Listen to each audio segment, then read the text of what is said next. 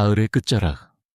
서울의 하늘은 거대한 잿빛 콘크리트 덩어리처럼 낮게 내려앉아 있었다. 금방이라도 무너져 내릴 듯한 하늘에서는 차가운 비가 쉴 새 없이 쏟아졌다. 비는 도시의 소음을 삼키고 화려한 넌사인을 흐릿하게 번지게 했으며 아스팔트 위에 깊이를 알 수 없는 검은 강을 만들었다. 세상의 모든 색이 씻겨 내려간 듯한 무채색의 풍경 속에서 유독 한 건물이 압도적인 존재감을 뽐내고 있었다. 대한민국 최고의 의료기관, 청가대학병원, 최첨단 유리와 강철로 지어진 거대한 건물은 마치 신화 속 거인의 성체처럼 빛 속에 우뚝 솟아 있었다. 그 안에서는 최첨단 의료기술이 생명을 연장하고 부와 권력이 죽음의 순서마저 거스르고 있었다. 하지만 성벽 밖, 차가운 빗물이 고인 보도블록 위에서 내 살배기 작은 소녀 한서연에게 그곳은 희망의 성이 아닌 잔인한 절망의 단두대였다. 작은 몸은 이미 천을 모두 빼앗긴 듯 차갑게 식어 있었다.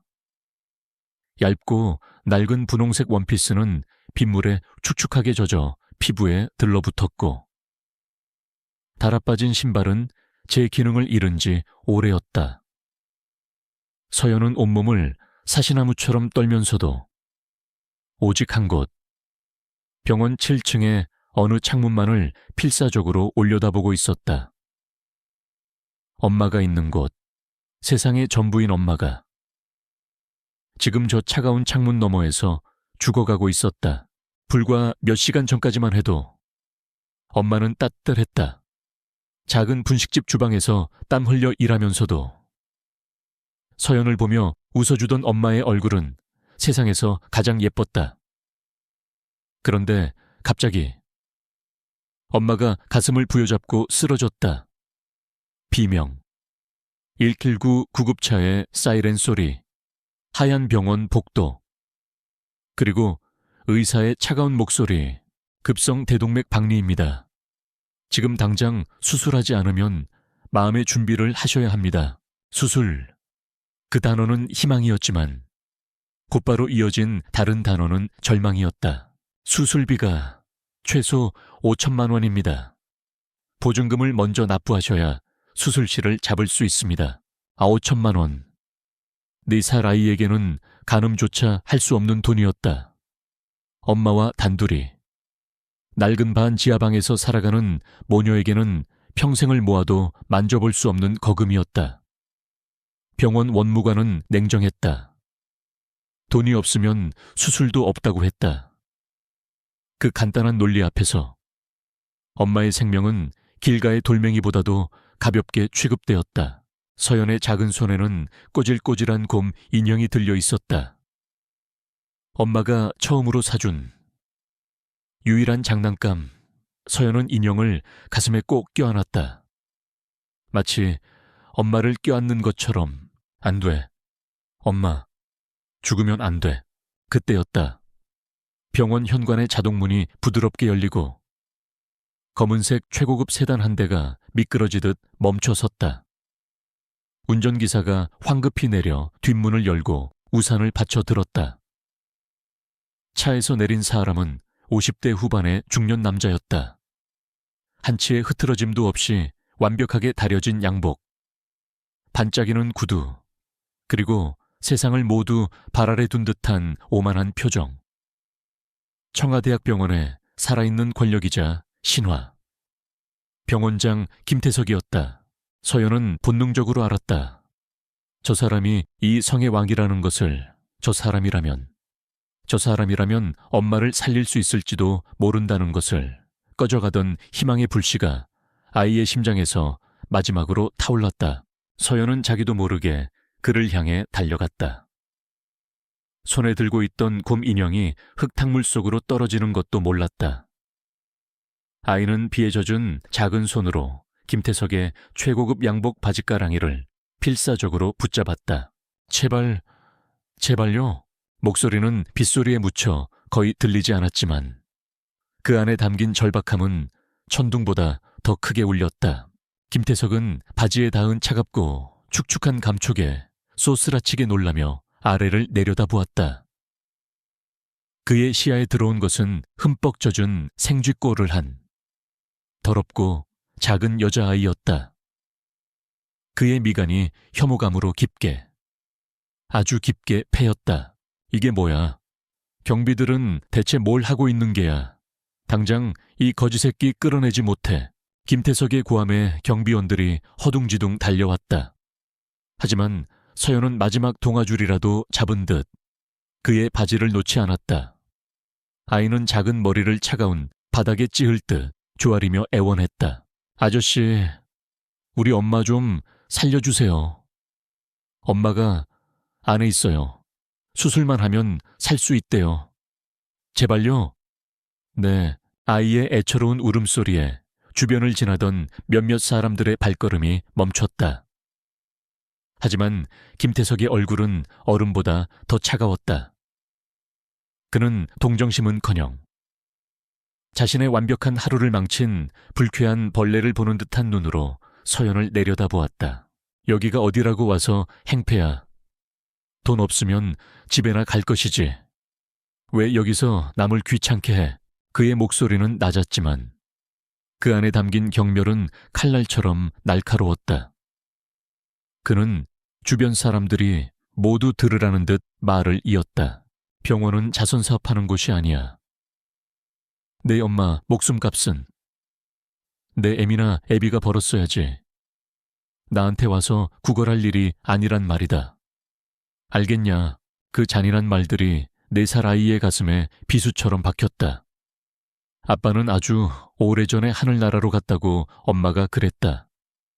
엄마는 매일매일 열심히 일했다. 그런데 왜 돈이 없다는 이유로 엄마가 죽어야 하는 걸까? 놔라. 더러워. 김태석은 거칠게 다리를 흔들었다. 하지만 서연은 거의 매달리다시피 버텼다. 그러자 그는 조금의 망설임도 없이 반짝이는 검은 구둣발로 서연의 작은 몸을 툭 하고 밀어버렸다. 그것은 발로 차는 행위라기보다는 발에 붙은 귀찮은 쓰레기를 떼어내는 듯한 무심하고도 모욕적인 동작이었다. 서연은 힘없이 밀려나 차가운 빗물이 고인 바닥에 그대로 나동그라졌다. 무릎과 손바닥이 아스팔트에 쓸려 쓰라렸지만 그보다 더 아픈 것은 심장이었다. 수많은 사람들이 지켜보는 앞에서 당한 굴욕감. 그리고 마지막 희망의 끈이 끊어져 버린 절망감. 세상이 자신을 완전히 버렸다는 끔찍한 진실. 김태석은 더러운 것이라도 묻었다는 듯 손수건을 꺼내 바지를 툭툭 털었다. 그리고는 아무 일도 없었다는 듯 자신을 위해 열린 자동문 안으로 사라졌다. 그의 뒤로 세상과 서연을 분리하는 거대한 유리문이 소리 없이 닫혔다. 서연은 한참 동안 넘어진 채로 움직이지 못했다. 뺨을 타고 흐르는 것이 눈물인지 빗물인지 분간할 수 없었다. 그때 아이의 시야에 흙탕물의 반쯤 잠긴 곰 인형이 들어왔다. 엄마의 온기가 담겨있던 세상의 전부였던 인형. 아이는 천천히 몸을 일으켰다. 그리고 저 멀리 7층의 창문을 다시 올려다보았다. 엄마, 엄마, 제발. 하지만 아이의 간절한 기도는 신에게 닿지 않았다. 서연이 지켜보는 앞에서 7궁 2호실 창문의 불빛이 힘없이 깜박거리더니 이내 영원한 어둠 속으로 꺼져버렸다. 뚝! 그 순간 서연의 세상도 함께 꺼졌다. 빗소리도, 자동차 소리도, 주변의 웅성거림도 더 이상 들리지 않았다. 고막을 찢는 듯한 이명과 함께 심장이 바닥 없는 심연으로 추락하는 감각. 아이의 작은 입에서 가느다란 비명이 새어나왔지만 그 소리는 누구에게도 닿지 못했다. 눈물이 멈췄다. 아이의 얼굴에서 모든 표정이 사라졌다. 슬픔, 절망, 고통, 그 모든 감정이 증발해버린 자리에는 나이와 어울리지 않는 섬뜩한 냉기와 검은 증오만이 남았다. 서연은 천천히 고개를 돌렸다. 시선은 김태석이 사라진 저 차가운 유리문을 향했다. 그의 오만한 얼굴, 자신을 벌레처럼 보던 경멸의 눈빛, 그리고 자신을 밀쳐냈던 구둣발의 감촉. 그 모든 것이 불에 달군 낙인처럼 뇌리에 새겨졌다. 잊지 않을 것이다. 절대로 오늘 밤의 이 피, 이 차가운 공기, 심장을 도려내는 듯한 굴욕감, 그리고 당신이라는 사람을 죽어서도 절대로 잊지 않을 것이다. 아이는 비틀거리며 일어나 흙탕물에 젖은 곰 인형을 주워들었다. 그리고 뒤도 돌아보지 않고 어둠 속으로 걸어 들어갔다. 어디로 가야 할지, 앞으로 어떻게 살아야 할지 아무것도 몰랐지만 단 한 가지 목표만은 선명했다. 살아남아야 한다. 어떻게든 살아남아서 오늘 밤 내게서 모든 것을 빼앗아간 저 남자에게 똑같은 절망을, 아니 그 이상의 지옥을 선물해야 한다. 4살, 세상의 전부를 잃고 굴욕 속에 버려진 소녀의 복수극은 그렇게 차갑고 슬픈 비와 함께 조용히 그 서막을 올리고 있었다. 6년이라는 시간이 흘렀다. 서울이라는 거대한 도시는 그 시간 동안 더 높이, 더 화려하게 솟아올랐다. 새로운 빌딩이 하늘을 찔렀고 거리는 최신형 자동차들로 넘쳐났으며 사람들의 옷차림은 더욱 세련되어졌다. 하지만 도시의 빛이 밝아질수록 그 그림자는 더욱 짙고 깊어졌다. 그 가장 깊은 그림자 속에서 한 아이가 살아남았다. 18년 전 빗속에서 절망을 삼켰던 4살배기 한서연은 이제 세상에 없었다. 그 아이는 그날 밤의 기억과 함께 영혼의 가장 깊은 곳에 묻혔다. 대신 10살의 유나가 있었다. 성도.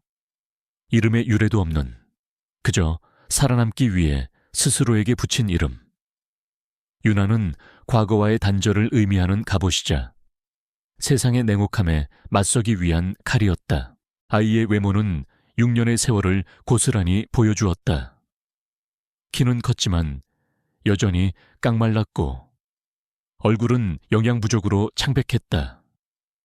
여기저기서 주워 모아 기워 입은 옷은 국적불명의 누더기 같아 탔다. 하지만 그 초라한 행색 속에서 아이의 눈만은 맹수처럼 살아번뜩였다. 슬픔과 분노가 가득했던 4살의 눈동자는 이제 그 어떤 감정도 드러내지 않는 칠흑 같은 구슬이 되어 있었다. 그 눈은 경계하고 분석하고 탐색했다. 동정이나 연민을 구하는 대신 상대의 약점과 허점을 찾아내려 혈안이 되어 있었다. 유나의 하루는 전쟁이었다. 눈을 뜨는 순간부터 잠드는 순간까지 생존을 위한 싸움의 연속이었다. 첫 번째 전쟁은 굶주림과의 싸움이었다. 유나는 남대문 시장의 미로 같은 골목을 자신의 영토처럼 누볐다. 아이는 구걸하지 않았다. 구걸은 약자의 행위였고 약자는 가장 먼저 잡아먹히는 법이었다. 대신 유나는 관찰하고 계획하고 움직였다. 과일가게 주인이 흥정에 정신이 팔린 틈, 찐빵가게 주인이 돈을 세는 찰나의 순간 유나는 연기처럼 다가가 필요한 만큼의 식량을 바람처럼 훔쳐냈다. 죄책감은 없었다. 이것은 도둑질이 아니라 이 거대한 정글에서 살아남기 위한 사냥일 뿐이었다. 두 번째 전쟁은 폭력과의 싸움이었다. 서울역 지하도, 한강 다리 및 재개발을 앞둔 폐허. 아이들이 몸을 누일 수 있는 공간은 한정되어 있었고 그곳에는 늘 먼저 자리를 잡은 무리가 있었다. 유나보다 나이가 많고 덩치가 큰 아이들은 새로운 침입자를 용납하지 않았다. 유나는 정면으로 맞서 싸우지 않았다. 힘의 열쇠를 명확히 알고 있었다. 대신 아이는 그들의 관계를 파고들었다. 무리의 우두머리와 이인자 사이에 미묘한 갈등을 부추겼고 가장 약한 아이를 포섭해 내부의 정보를 빼냈다. 결국 그들이 스스로 싸우고 분열하게 만든 뒤 가장 안전한 자리를 차지하는 것은 언제나 유나였다. 10살의 나이에 아이는 이미 분열과 정복의 기술을 체득하고 있었다. 세 번째, 그리고 가장 중요한 전쟁은 인간과의 싸움이었다. 세상에는 선의를 가장한 악의가 도처에 널려 있었다. 어느 추운 겨울날, 인상 좋은 한 남자가 다리 밑 아이들에게 다가와 따뜻한 밥과 잠자리를 주겠다며 봉고채 타라고 했다. 굶주리고 지친 다른 아이들은 환호하며 채 오르려 했다. 하지만 유나는 움직이지 않았다. 그녀는 남자의 눈을 보았다. 입은 웃고 있었지만 눈은 웃고 있지 않았다. 아이들을 보는 시선은 마치 가축시장에서 송아지를 고르는 듯한 탐욕으로 번들거렸다. 채는 그 어떤 자선단체의 로고도 없었다. 유나는 조용히 뒤로 물러나 가장 가까이 있던 한 아이의 옷깃을 잡아 끌었다. 가지마, 짧은 한마디를 남기고 그녀는 어둠 속으로 사라졌다. 그날 밤 그 봉고차는 뉴스에 나오지 않았다. 그리고 채 탔던 아이들은 그 누구도 다시 볼 수 없었다. 유나는 그날 밤 뼈에 사무치는 교훈을 다시 한번 새겼다. 세상에 공짜는 없다. 이유 없는 친절은 가장 위험한 덫이다. 이 삭막한 전쟁터에서 윤에게 유일하게 마음을 열었던 존재는 철이 할아버지라 불리는 늙은 노숙자였다. 그는 한쪽 다리를 절었고 항상 기침을 했다. 그는 윤에게 글을 가르쳐 주었다. 신문이나 잡지를 주워와 삐뚤빼뚤한 글씨들을 어떻게 읽는지 알려주었다. 글을 알아야 세상을 안다. 꼬마야, 글을 알아야 속지 않고 살 수 있어. 유나는 그에게서 글을 배우며 처음으로 세상의 소식을 접했다. 그리고 신문 사회면 한 구석에서 그 이름을 발견했다. 청와대학병원 김태석 원장, 의료계 혁신 공로로 대통령 표창 수상. 유나는 그 기사를 몇 번이고 다시 읽었다. 사진 속에서 환하게 웃고 있는 김태석의 얼굴. 그 얼굴을 보는 순간 영혼 깊은 곳에 묻어두었던 증오가 차가운 용암처럼 끓어올랐다. 유나는 그 기사를 조용히 오려내 낡은 깡통 속에 넣어 보관했다. 그녀의 유일한 보물이었다. 하지만 철이 할아버지와의 인연은 길지 못했다. 그해 겨울, 유독 혹독한 한파가 서울을 덮쳤다. 할아버지의 기침은 날이 갈수록 심해졌고 어느 날 아침 유나가 눈을 떴을 때 할아버지는 차가운 시신이 되어 있었다. 옆에는 아무도 없었다. 구급차도, 경찰도 오지 않았다. 마치 처음부터 존재하지 않았던 사람처럼 그는 조용히 세상에서 지워졌다. 유나는 울지 않았다. 다만 또 한 번 깨달았을 뿐이다. 이 세상에서 약하고 병든 자의 죽음은 그 누구의 관심도 받지 못한다는 것을. 유나는 할아버지의 유품인 낡은 담요를 챙겨 그곳을 떠났다. 다시 완벽하게 혼자가 되었다. 아이는 서울의 야경이 한눈에 내려다 보이는 버려진 빌딩의 옥상에 새로운 거처를 마련했다. 도시의 불빛은 밤하늘의 별처럼 화려하게 빛나고 있었다. 저 수많은 불빛 속에서 사람들은 따뜻한 집에서 맛있는 저녁을 먹고 가족들과 웃고 있겠지. 유나는 그 모든 풍경을 무감각한 눈으로 내려다보았다. 자신과는 아무런 상관이 없는 다른 행성의 이야기처럼 느껴졌다. 아이의 시선은 저 멀리 강남의 밤하늘을 유독 밝게 비추고 있는 한 건물의 이름에 고정되었다. 청가대학병원 김태석. 유나는 그 이름을 나직이 읊조렸다. 그것은 더 이상 뜨거운 분노의 외침이 아니었다. 차갑게 벼려진 칼날의 섯을 퍼런 소리와 같았다. 지금의 자신은 너무나도 약하고 작았다. 저 거대한 성을 무너뜨리기에는 턱없이 부족했다. 하지만 괜찮았다. 윤에게는 시간이 있었다. 아이는 더 이상 하루하루를 버티는 생존을 하지 않았다. 그녀는 기다리고 있었다. 배우고, 강해지고, 때를 기다리고 있었다. 10살의 소녀는 도시의 야경을 배경으로 아주 길고 외로운 전쟁의 계획을 세우기 시작했다.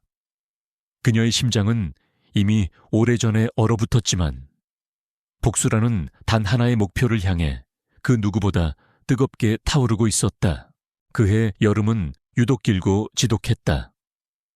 아스팔트에서 피어오르는 아지랑이는 도시의 풍경을 신기루처럼 일그러뜨렸고 가만히 서 있기만 해도 등줄기를 타고 땀이 강물처럼 흘렀다.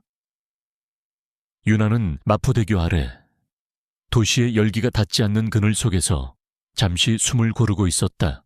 머리 위로는 수많은 자동차들이 경적을 울리며 달려갔지만 다리 밑의 시간은 더디고 게으르게 흘렀다. 이곳은 도시의 소음과 분주함이 닿지 않는 잊힌 자들의 섬이었다. 유나는 이곳의 모든 것을 꿰뚫고 있었다.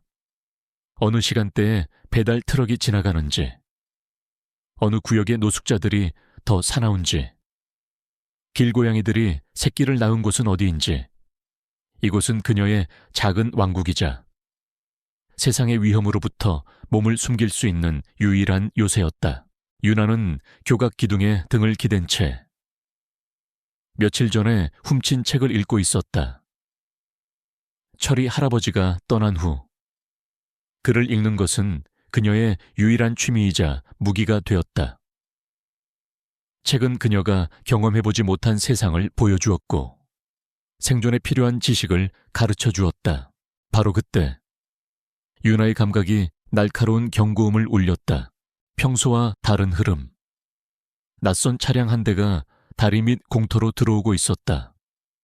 군용 지프도, 경찰차도 아닌 평범한 검은색 세단. 하지만 그 차의 움직임과 멈춰서는 각되는 평범하지 않은 절도가 있었다.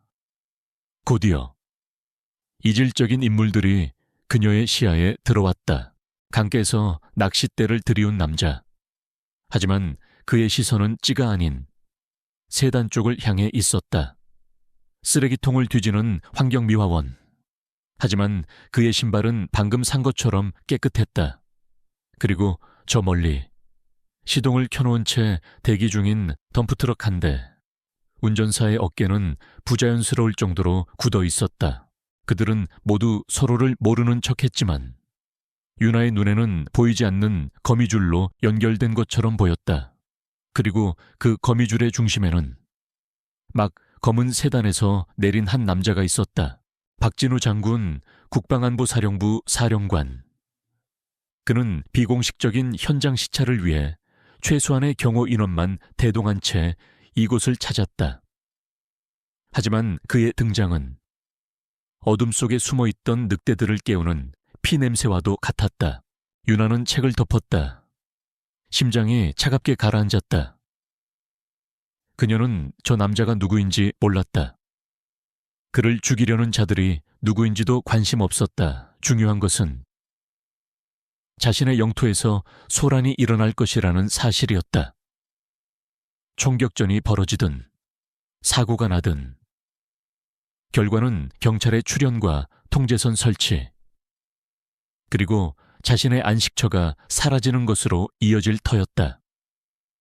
그것은 용납할 수 없었다. 상황은 유나의 예상대로 정확하게 흘러갔다. 낚시꾼으로 위장한 남자가 갑자기 소리를 지르며 강가로 미끄러지는 척 연기를 했다. 박 장군의 경호원 2명 중 1명의 시선이 순간 그쪽으로 쏠렸다. 바로 그때 환경미화원이 무거운 쓰레기 수레를 실수인 척 경호원들의 앞쪽으로 밀어버렸다. 경호원들의 동선이 완벽하게 차단되었다. 박 장군은 불과 2, 3초간 완벽하게 고립되었다. 그것으로 충분했다. 부르르릉. 대기하고 있던 덤프트럭이 괴물처럼 으르렁거리며 박 장군을 향해 돌진하기 시작했다. 브레이크가 파열된 것처럼 위장한 치밀하게 계산된 살인이었다. 장군님, 뒤늦게 상황을 파악한 경호원들이 절규했지만 육중한 트럭의 속도를 따라잡을 수는 없었다. 모든 것이 슬로우 모션처럼 보였다. 박 장군의 놀란 얼굴, 경호원들의 절망적인 표정, 그리고 거대한 트럭의 무자비한 질주. 윤하는 그 찰나의 순간 수백 가지 경우의 수를 계산했다. 소리를 지르는 것은 무의미하다. 몸을 던지는 것은 자살 행위다. 그녀가 할 수 있는 것은 없었다. 하지만 그녀는 자신의 안식처를 잃고 싶지 않았다. 그때 그녀의 시선이 옆에 아무렇게나 쌓여있던 낡은 강철 파이프 더미에 닿았다. 그리고 그 위에서 한가롭게 모이를 쪼고 있던 수백 마리의 비둘기 떼. 순간 윤아의 머릿속에서 모든 조각들이 맞춰졌다. 망설임은 1초도 없었다. 윤아는 옆에 있던 가장 길고 튼튼한 쇠막대를 집어들었다. 그리고 그것을 지렛대 삼아 파이프 더미의 가장 아랫부분을 잇는 힘껏 후려쳤다. 균형을 유지하고 있던 가장 중요한 부분이 빠져나가자 거대한 파이프 더미가 와르르 무너져 내렸다. 쾅 차eng 쨍그랑. 조용하던 다리 밑 공간이 거대한 굉음으로 폭발했다. 수십 개의 강철 파이프가 콘크리트 바닥에 부딪히고 서로 뒤엉키며 만들어낸 소음은 마치 폭탄이 터진 것과도 같았다. 이 갑작스러운 굉음은 세 가지의 연쇄 효과를 만들어냈다. 첫째, 파이프 더미 위에서 평화롭게 모이를 먹던 수백 마리의 비둘기들이 공포에 질려 일제히 날아올랐다. 거대한 새의 장막이 하필이면 질주하던 덤프트럭 운전사의 시야를 완벽하게 가려버렸다. 둘째, 폭발적인 소음에 박 장군의 경호원들을 포함한 주변의 모든 사람들이 반사적으로 소리가 난 쪽을 쳐다보았다. 암살자들이 치밀하게 설계했던 시선 분산 계획이 완전히 무너졌다. 셋째, 박진우 장군 자신, 평생을 전장에서 살아온 노련한 군인은 총성이나 폭발음에 즉각적으로 반응하도록 훈련되어 있었다. 그는 소리가 들리자마자 본능적으로 몸을 낮추고 가장 가까운 교각 기둥 쪽으로 몸을 굴렸다. 트럭의 예상 경로에서 정확하게 벗어나는 움직임이었다. 시야가 가려지고 목표가 사라진 트럭 운전수는 당황하여 핸들을 급하게 꺾었다. 거대한 트럭은 박 장군이 서 있던 자리를 아슬아슬하게 비껴나가 그대로 다리 기둥의 정면으로 처박혔다. 암살 계획은 완벽하게 실패했다. 순식간에 주변은 아수라장이 되었다. 경호원들이 박 장군을 에워쌌고 암살자들은 계획이 실패했음을 깨닫고 군중 속으로 연기처럼 사라졌다. 박진우 장군은 흙먼지를 털며 자리에서 일어났다. 그는 자신이 방금 죽음의 문턱에서 돌아왔음을 알고 있었다. 그의 노련한 눈은 이 모든 상황을 빠르게 재구성했다. 낚시꾼, 환경미화원, 트럭, 그리고 저 파이프 더미. 우연이라고 하기에는 너무나도 절묘한 타이밍이었다. 그의 시선은 혼란스러운 주변을 훑으며 소음의 진원지를 찾았다. 그리고 마침내 무너진 파이프 더미 옆 교각에 짙은 그림자 속에 서 있는 작은 인형을 발견했다. 윤아였다. 아이는 이 모든 소란을 마치 텔레비전 드라마를 보듯 무심하고도 냉정한 눈으로 지켜보고 있었다. 윤아는 자신의 행동이 만들어낸 결과를 확인한 뒤 조용히 몸을 돌려 떠나려 했다. 이 귀찮은 일에 엮이고 싶지 않았다. 하지만 그 순간 박 장군과 눈이 마주쳤다. 시간이 멈춘 것 같았다. 박 장군은 숨을 삼켰다. 저것은 10살 아이의 눈이 아니었다. 세상의 모든 풍파를 겪어낸 노병의 눈처럼 깊고 그 어떤 감정도 담지 않은 채 모든 것을 꿰뚫어 보는 듯한 차가운 통찰력. 그는 그 눈빛에서 공포나 놀람이 아닌 상황을 완벽하게 계산하고 실행에 옮긴 자의 냉철함을 읽었다. 그는 전율했다. 유나는 그의 시선을 마주한 채 잠시 멈칫했다. 하지만 곧바로 몸을 돌려 미로 같은 고철더미와 컨테이너 박스 사이로 사라져 버렸다. 저 아이를 잡아 박 장군의 경호실장이 소리쳤지만 박 장군은 손을 들어 그를 제지했다.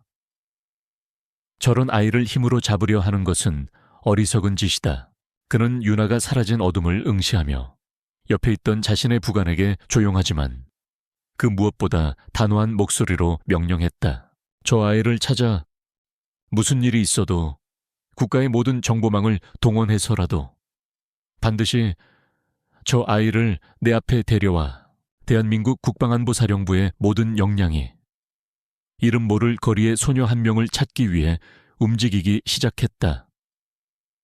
박진우 장군은 알 수 없는 강한 예감에 휩싸였다. 저 아이는 단순한 길고양이가 아니다. 잿더미 속에 숨겨진 날카롭게 벼려진 보석이다. 그는 몰랐다. 자신이 쫓고 있는 그 아이가 훗날 자신의 가장 강력한 검이자 가장 든든한 방패, 그리고 세상 유일한 가족이 될 운명이라는 것을 두 사람의 기나긴 인연은 그렇게 한여름의 굉음과 함께 시작되고 있었다. 대한민국 국방안보사령부의 정보망은 세계 최고 수준이라 자부했다. 그들은 그림자처럼 움직여 적국의 스파이를 색출하고 테러리스트의 동선을 예측했으며 국내의 모든 불온한 움직임을 송금 보듯 들여다보고 있었다. 하지만 그 정예화된 조직이 서울 한복판의 10살짜리 여자아이 한 명을 찾는데 무려 일주일이라는 시간을 허비하고 있었다. 아이가 유령 같습니다. CCTV에는 단 한 번도 찍히지 않았고 아이를 봤다는 상인들의 진술도 모두 엇갈립니다. 마치 땅으로 꺼지기라도 한 것 같습니다. 박진우 장군은 부관의 보고를 들으며 말없이 지도 위에 서울을 내려다보았다. 그의 얼굴에는 초조함 대신 흥미롭다는 듯한 묘한 미소가 걸려 있었다. 전문적인 훈련을 받은 스파이라도 이렇게 완벽하게 흔적을 지우지는 못할 터였다. 생존 본능만으로 이 정도의 능력을 갖췄단 말인가. 패턴을 바꿔 아이의 입장에서 생각해. 나라면 어디로 숨을까? 가장 안전하고 눈에 띄지 않으며 도시 전체를 조망할 수 있는 곳. 그의 지시에 정보 분석팀은 모든 데이터를 다시 원점에서 분석하기 시작했다. 그리고 마침내 유력한 장소 하나를 찾아냈다. 몇 년 전 화재로 버려진 후 재개발이 보류된 차에 방치된 남산 근처의 한 빌딩. 그곳이라면 서울의 모든 동선을 파악하면서도 외부의 접근을 쉽게 감지할 수 있었다. 박 장군은 모든 요원들을 물렸다. 그는 이번에도 홀로 가기로 결심했다. 맹수를 잡으려면 사냥꾼이 먼저 무기를 버려야 하는 법이다. 빌딩은 예상대로 텅 비어 있었다. 깨진 유리창 사이로 음산한 바람이 드나들었고 바닥에는 먼지와 잔해들이 가득했다. 박 장군은 조용히 옥상으로 향했다. 옥상 문을 열자 한쪽 구석에 웅크리고 앉아있는 작은 인형이 보였다. 유나였다. 아이는 이미 그의 접근을 알고 있었다는 듯 돌아보지도 않은 채 말했다. 왜 자꾸 찾아와요? 목소리는 차갑고 건조했다. 박 장군은 천천히 그녀에게 다가갔다. 아이의 손에는 날카롭게 깨진 유리 조각이 들려 있었다. 마지막까지 저항하겠다는 의지. 너를 찾는데 꼬박 일주일이 걸렸다. 웬만한 간첩보다 더 찾기 힘들더군. 박 장군은 위협이 아니라는 것을 보여주기 위해 아이와 몇 걸음 떨어진 곳에 멈춰 섰다. 그의 말은 칭찬도 비난도 아니었다. 그저 사실을 말할 뿐이었다. 왜 날 구했지? 구한 적 없어요. 유나가 마침내 고개를 돌려 그를 보았다. 칠흑 같은 눈동자가 경계심으로 빛났다. 내 영역이 시끄러워지는 게 싫었을 뿐이에요. 역시나 박 장군은 희미하게 미소 지었다. 동정심이나 영웅심리가 아니었다. 철저히 자신의 생존을 위한 계산된 행동. 그는 아이에게서 자신의 젊은 시절을 보았다. 이름이 유나라고 했나?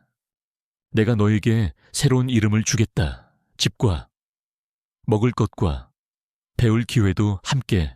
유나의 눈썹이 꿈틀했다. 아이는 유리 조각을 쥔 손에 힘을 주었다. 세상에 공짜는 없다고 배웠다. 왜요? 그 짧은 질문에 모든 의심과 불신이 담겨 있었다. 박 장군은 잠시 침묵했다. 그리고 그는 아이의 눈을 똑바로 바라보며 자신의 가장 깊은 곳에 있는 진심을 꺼냈다. 내 눈 속에서 나와 같은 종류의 고독을 보았다. 그리고 그 고독을 이겨낼 수 있는 강인함도. 나는 무기가 필요하다. 너는 그 무기를 쥘 손이 필요하겠지. 그것은 동정이 아니었다. 거래였다. 각자의 목적을 위한 동맹 제안. 유나는 그의 눈에서 그 어떤 거짓이나 위선도 읽을 수 없었다. 이 남자는 자신을 불쌍한 고아로 보는 것이 아니라 잠재력을 가진 하나의 인격체로 보고 있었다. 유나는 오랫동안 그를 쳐다보았다. 그리고 손에 쥐고 있던 유리 조각을 바닥으로 떨어뜨렸다. 쨍 하는 소리가 10년간의 길 위에서의 삶이 끝났음을 알리는 신호탄처럼 울려 퍼졌다. 박진우 장군의 집은 거대했지만 화려하지는 않았다. 값비싼 장식품 대신 벽면을 가득 채운 책장과 세계 지도, 그리고 낡은 훈련용 목검 같은 것들이 집안의 주인이 누구인지를 말해주고 있었다. 유나는 그 집에서 난생 처음으로 자기 방이라는 것을 가졌다. 푹신한 침대와 깨끗한 옷, 그리고 때가 되면 어김없이 차려지는 따뜻한 식사. 하지만 유나는 쉽게 적응하지 못했다. 첫날 밤, 그녀는 침대가 아닌 방구석의 딱딱한 바닥에서 웅크리고 잠이 들었다. 음식이 주어져도 절반은 몰래 자신의 방으로 가져가 숨겨두었다.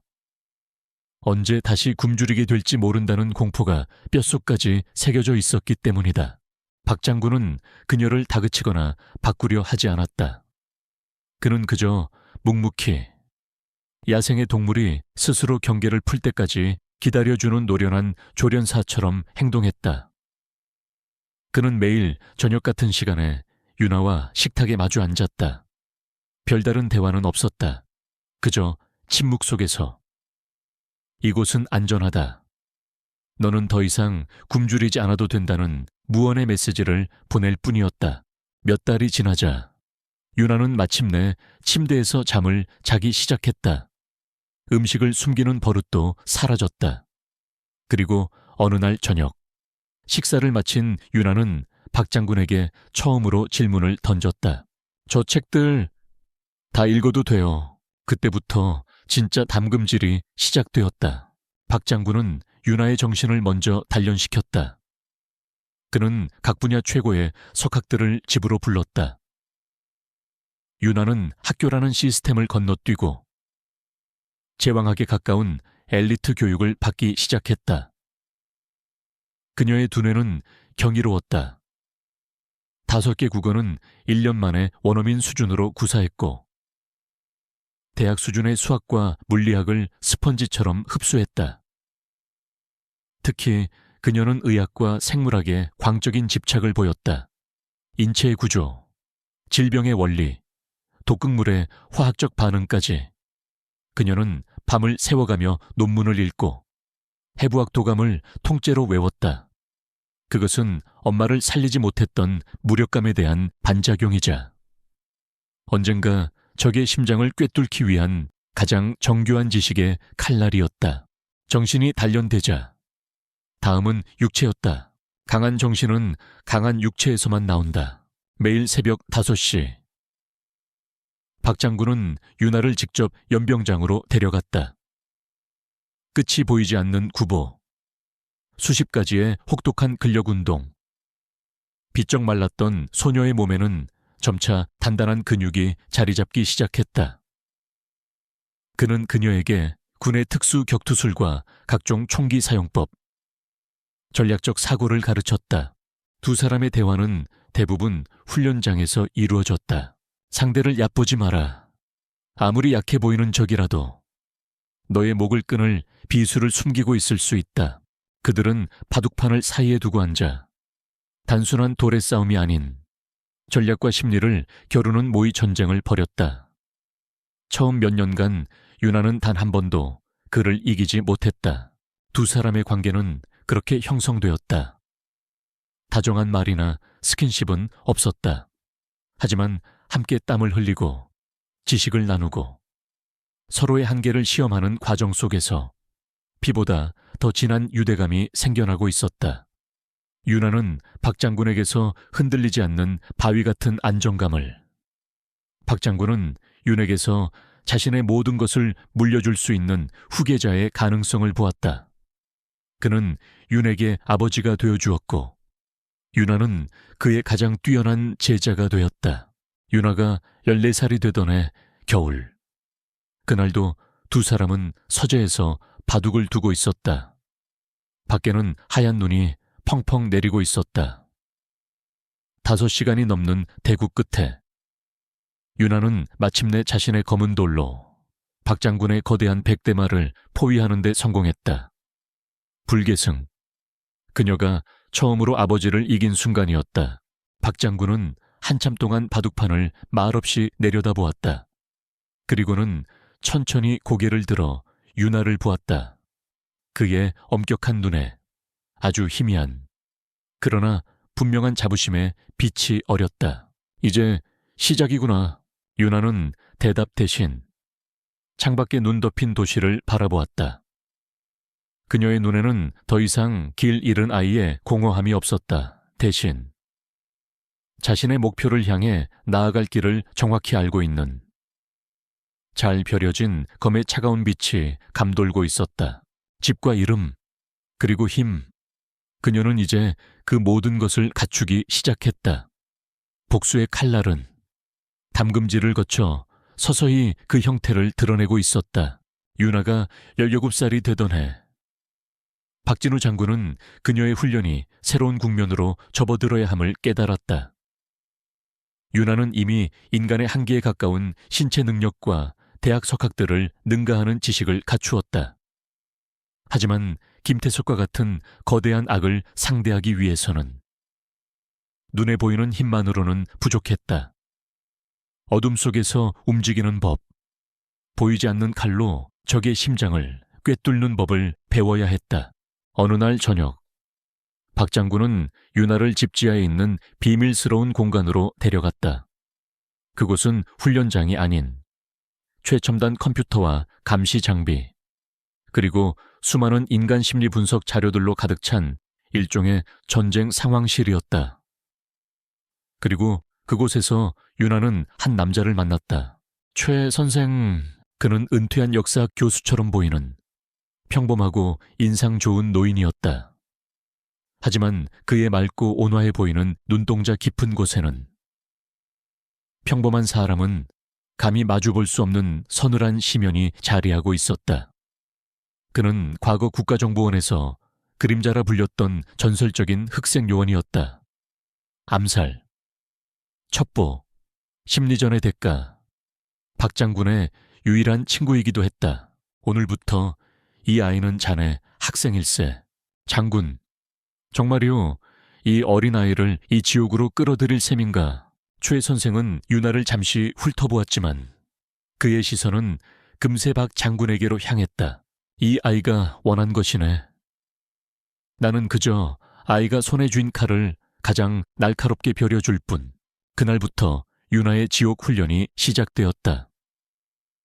최 선생의 훈련 방식은 박 장군과는 완전히 달랐다. 그는 단 한 번도 윤에게 체력이나 무술을 가르치지 않았다. 그가 가르친 것은 오직 보이지 않는 기술들이었다. 첫 번째 수업은 인간 관찰이었다. 최 선생은 윤에게 수백 장의 사진과 영상을 보여주었다. 웃고 있지만 불안에 떠는 정치인. 자신만만하게 말하지만 거짓을 말하는 기업가. 그는 눈썹의 미세한 떨림, 입꼬리의 비대칭, 찰나의 순간 스쳐 지나가는 동공의 변화만으로 상대의 모든 것을 읽어내는 법을 가르쳤다. 가장 강한 무기는 총이 아니란다. 유나야, 상대의 마음속에 심는 의심과 공포지. 그러기 위해선 먼저 그 마음을 완벽하게 읽을 수 있어야 해. 다음은 정보 수집 기술이었다. 그는 윤에게 아무런 정보도 없이 무작위로 고른 한 사람의 모든 것을 알아내라는 과제를 내주었다. 윤아는 그가 버린 영수증 조각, SNS에 무심코 올린 사진 한 장, 인터넷 검색 기록 등을 조합해 그의 직업, 가족관계, 취미, 심지어 숨겨진 내연녀의 존재까지 완벽하게 파악해냈다. 그녀는 디지털 시대에 흩뿌려진 파편들을 모아 한 인간의 실체를 재구성하는 법을 배웠다. 마지막 수업은 침투였다. 물리적 공간과 디지털 공간을 가리지 않고 흔적 없이 드나드는 기술, 자물쇠에 따기는 기본이었고 적외선 감지기를 피하는 법, 최첨단 보안 시스템을 우회하는 해킹 기술까지 윤아는 세상의 모든 시스템에 허점을 파고드는 유령이 되는 법을 익혔다. 그렇게 윤아가 어둠의 기술을 연마하는 동안 그녀가 겨눠야 할 목표물은 더욱 거대하고 추악한 괴물이 되어가고 있었다. 같은 시각 서울의 한 최고급 펜트하우스, 김태석 원장과 그의 아들 김민준이 와인잔을 부딪히고 있었다. 김민준은 아버지의 탐욕과 아들의 오만함을 물려받은 냉혈한 야심가였다. 그는 아버지가 세운 JS 제약의 실질적인 주인이었다. 아버님, 프로메테스 프로젝트의 1차 임상 결과가 아주 성공적입니다. 부작용으로 사망한 몇몇을 제외하고는 데이터가 아주 깨끗하게 나왔습니다. 김민준이 말하는 프로메테스 프로젝트는 JS 제약이 개발 중인 신약의 불법 임상시험을 일컫는 암호명이었다. 그들은 청와대학병원에 입원한 무연고 행여병자나 말기암 환자들을 실험용 주의로 삼아 아직 안전성이 검증되지 않은 위험한 신약을 멋대로 투여하고 있었다. 사망자 처리는 깔끔하게 했겠지. 김태석이 무심하게 물었다. 물론입니다. 원래 앓고 있던 지병 악화로 처리했습니다. 그들은 어차피 죽을 목숨들이었습니다. 의학 발전에 기여했으니 오히려 좋은 일 한 셈이죠. 하하, 김민주는 아무렇지 않게 웃었다. 그들에게 가난하고 힘없는 환자들의 목숨은 신약의 가치를 입증하기 위한 소모품, 엑셀 파일 위의 숫자에 불과했다. 보건복지부 장관 쪽에는 뇌물을 좀 더 찔러줘야 할 것 같더구나. 곧 있을 국정감사에서 잡음이 나오면 곤란해. 걱정 마십시오. 돈으로 막지 못할 것은 없습니다. 아버지, 그게 우리가 사는 세상의 법칙이니까요. 아버지와 아들은 서로를 보며 만족스럽게 미소 지었다. 그들은 자신들이 쌓아 올린 부와 권력의 성이 영원할 것이라 믿어 의심치 않았다. 그 성벽 아래에서 자신들의 모든 것을 무너뜨릴 칼날이 서서히 완성되고 있다는 사실은 꿈에도 모른 채 윤아가 20살이 되던 해 3년간 이어진 초애 선생과의 훈련이 끝나는 날이었다. 초애 선생은 그녀에게 마지막 시험을 내주었다. 강남 테헤란로에 있는 K타워 빌딩. 국방부의 위장 기업 중 하나다. 36층 펜트하우스에 있는 CEO의 금고에서 USB 하나를 가져와라. 조건은 단 하나. 그 누구에게도 들키지 말고 그 어떤 흔적도 남기지 말 것. 그날 밤 윤아는 그림자가 되었다. 그녀는 위조한 인턴 사원증으로 자연스럽게 건물에 들어갔다. 보안 요원의 교대 시간을 정확히 계산해 감시를 피했고 CCTV에 사각지대만을 골라 유령처럼 움직였다. 36층으로 향하는 엘리베이터는 지문 인식이 필요했지만 낮에 미리 복대서 수거한 직원의 일회용 컵에서 지문을 채취해 위조 필름을 만들어 두었다. CEO의 사무실은 최첨단 보안 시스템으로 잠겨 있었다. 하지만 윤아는 최 선생에게 배운 대로 시스템의 유지보수용 백도어를 찾아내 암호를 무력화시켰다. 거대한 금고는 그녀의 청진기 앞에서 속수무책으로 비밀번호를 내주었다. USB를 손에 넣은 그녀는 자신이 들어왔던 흔적을 모두 지우고 완벽하게 건물을 빠져나왔다. 다음 날 아침, K타월에서는 그 무엇도 도난당하지 않았고 그 누구도 침입 사실을 알아채지 못했다. 최 선생은 윤아가 가져온 USB를 받아들고는 말없이 박 장군에게 전화를 걸었다. 자네 딸이 아니야. 이미 모든 것을 뛰어넘었어.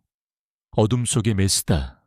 자네가 어떻게 휘두르냐에 따라 세상을 살릴 수도 파멸시킬 수도 있을 게야. 조심해서 다루게. 그것이 윤에 대한 그의 마지막 평가였다. 그날 저녁 윤아는 박 장군과 마주섰다. 그녀의 눈빛은 더 이상 길 잃은 아이의 것이 아니었다. 모든 훈련을 마치고 이제 전쟁터로 나갈 준비가 된 정예 요원의 그것이었다. 박 장군은 책상 위에 서류 파일 하나를 올려놓았다. 그것은 한 젊고 유능한 의사의 이력서였다. 완벽한 학점, 경이로운 논문 실적, 그리고 대한민국 최고의 병원, 청와대학병원 흉부외과에 특별 채용되었다는 내용. 서류에 붙은 증명사진 속 여자는 차갑고 아름다웠다. 그녀의 이름은 강윤아. 시간이 되었다. 박 장군이 나직하게 말했다. 윤아는 자신의 이름이 적힌 서류를 말없이 내려다보았다. 그녀의 표정에는 아무런 변화도 없었지만 그 눈동자 속에서는 18년간 단 한순간도 꺼지지 않았던 복수의 불꽃이 마침내 검은 화염이 되어 타오르고 있었다. 기나긴 준비는 끝났다. 이제 전쟁을 시작할 시간이었다. 18년 만이었다. 윤아가 청와대학병원 로비에 다시 발을 들여놓은 것은 날짜는 9월 28일, 엄마의 기일이었다. 하지만 그녀의 얼굴에는 그 어떤 감상도, 슬픔도 떠오르지 않았다. 그녀의 내면은 완벽하게 통제된 고요한 전쟁터였고 그녀의 눈은 적진에 처음 발을 들인 특수부대원처럼 주변의 모든 것을 스캔하고 분석하고 있었다. 로비의 구조, 보안 카메라의 수화 각도, 보안 요원들의 배치, 환자와 의사들의 동선, 모든 정보가 3차원 지도가 되어 그녀의 머릿속에 입력되었다. 겉으로 그녀는 강윤아 임상교수라는 이름표를 단 젊고 유능하며 약간은 차가워 보이는 신입 의사일 뿐이었다. 하지만 그 하얀 가운 아래에는 12년간의 담금질로 완성된 인간병기가 숨쉬고 있었다. 강윤아 교수님, 기다리고 있었습니다. 흉부외과 과장 이정훈입니다. 이정훈 과장은 국내 최고의 실력자였지만 세상과 타협하는 법을 배운 인물이었다. 그는 자신보다 어리고 경력도 없는 윤아가 임상교수라는 파격적인 직책으로 들어온 배경에 박진우 장군이 있다는 것을 알고 있었다. 그래서 그는 정중했지만 그의 눈에는 호기심과 함께 노골적인 경계심이 서려 있었다. 과장님, 말씀 많이 들었습니다. 앞으로 잘 부탁드립니다. 윤아는 가볍게 목례했다. 그녀의 목소리는 평온했고 태도는 흠잡을 데 없이 완벽했다. 그녀의 등장은 흉부외과 전체에 미묘한 파장을 일으켰다. 야심가인 동료 의사 박서진은 노골적으로 그녀를 위협적인 경쟁자로 취급했고 베테랑인 오윤희 수간호사는 또 한 명의 낙하산 일현이 생각하며 무심한 표정을 지었다. 윤아는 그 모든 시선과 분위기를 감지했지만 아무것도 모르는 척 자신의 역할에만 집중했다.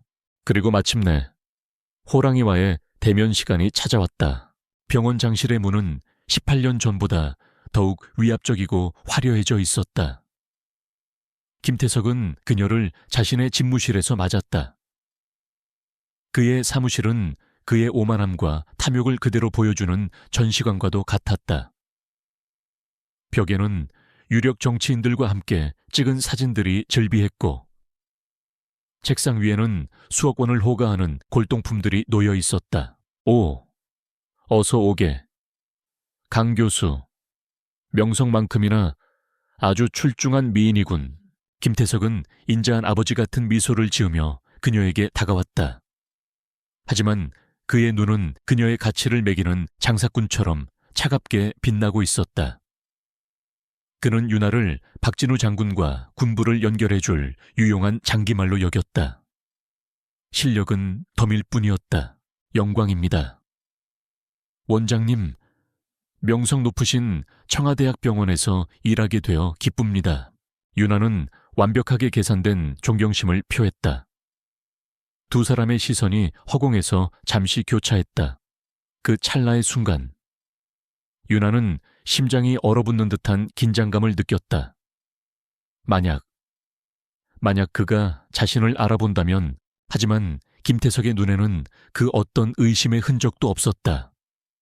그의 기억 속에서 18년 전 비에 젖어 구걸하던 4살배기 계지바이는 이미 오래전에 지워진 귀찮은 얼룩에 불과했다. 그는 눈앞에 이 당당하고 아름다운 젊은 의사와 그 초라한 아이를 연결시킬 상상력조차 가지고 있지 않았다. 시간과 오만함이 그의 눈을 완벽하게 가리고 있었다. 그 사실을 확인한 순간, 유나는 속으로 안도의 한숨을 내쉬며 승리를 예감했다. 우리 병원의 명예를 더욱 빛내주길 바라네. 최선을 다하겠습니다. 대화는 짧고 의례적이었다. 하지만 그 안에는 보이지 않는 칼날들이 수없이 오갔다. 유나는 마침내 호랑이의 목 바로 아래까지 접근하는데 성공했다. 그녀의 능력을 증명할 기회는 예상보다 빨리 왔다. 바로 그날 오후, 대형 교통사고로 인해 가슴에 철근이 관통한 환자가 응급실로 실려왔다. 심장과 폐가 동시에 파열된 생존 확률 1% 미만의 최악의 케이스였다. 모두가 수술을 포기하려던 순간, 유나가 나섰다. 제가 집도하겠습니다. 수술실은 그녀의 동무대였다. 그녀는 기계처럼 정교했고, 전쟁을 지휘하는 사령관처럼 냉철했다.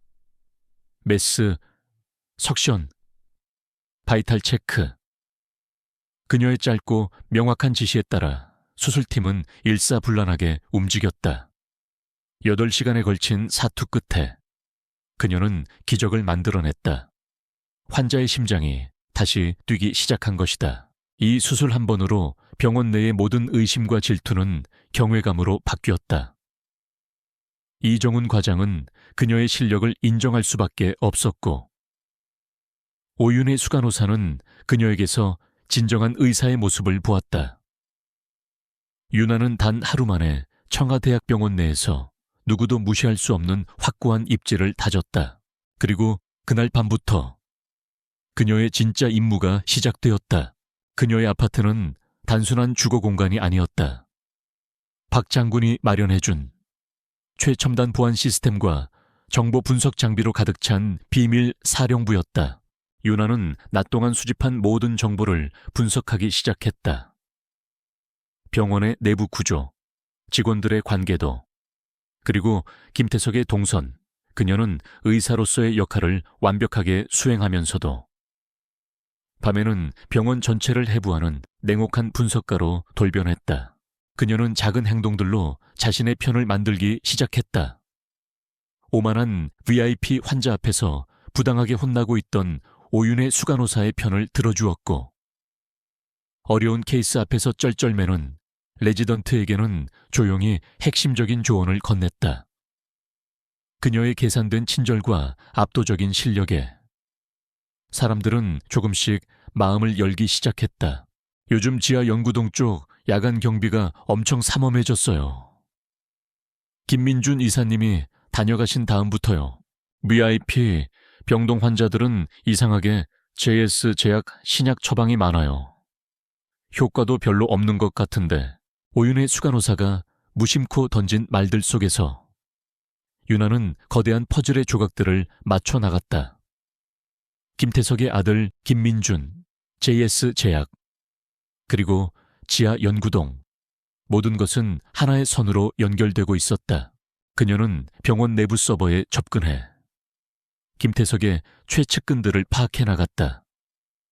약물 데이터를 조작하는 약재부장, 병원의 비자금을 관리하는 행정처장, 그리고 가난한 환자들을 프로메테스 프로젝트로 유인하는 복지팀의 의사까지. 거대한 거미줄의 실체들이 하나씩 드러나기 시작했다. 밤이 깊어졌다. 유나는 자신의 사령부, 거대한 스크린 앞에 섰다. 스크린의 중앙에는 김태석의 사진이 있었다.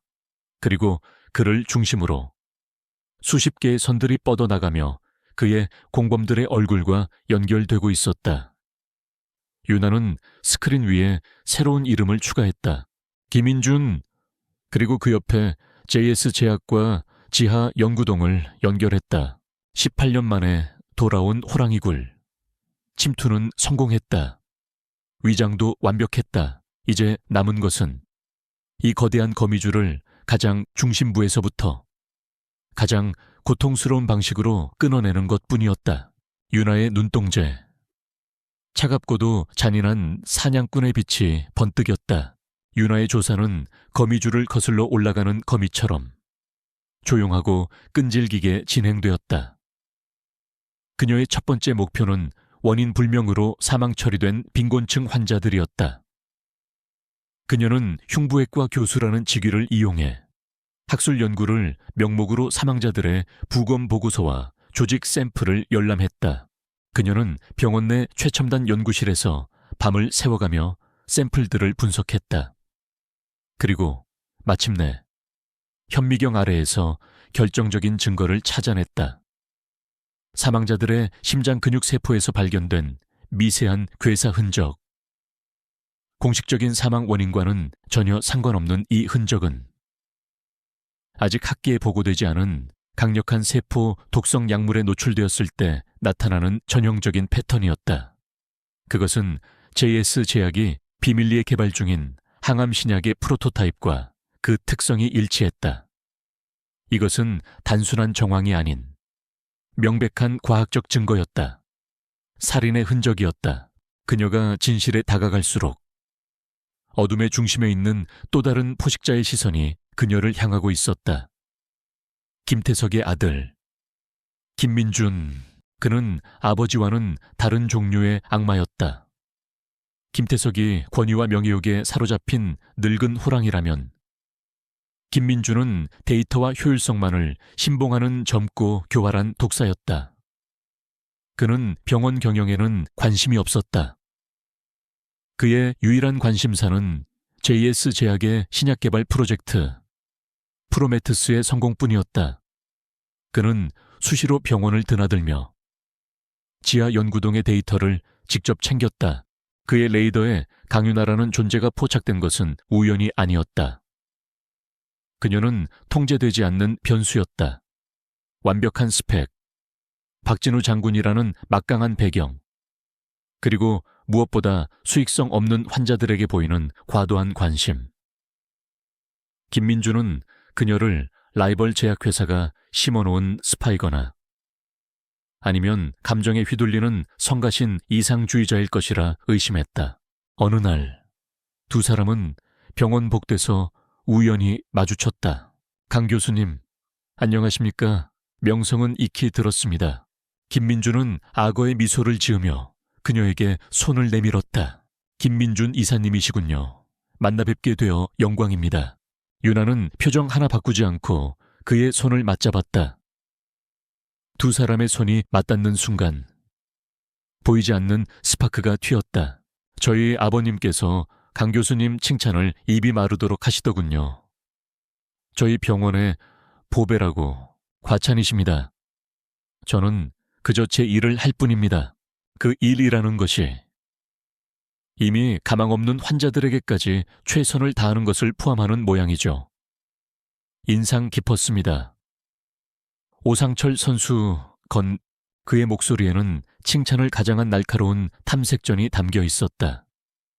윤아는 그의 의도를 즉시 간파했다.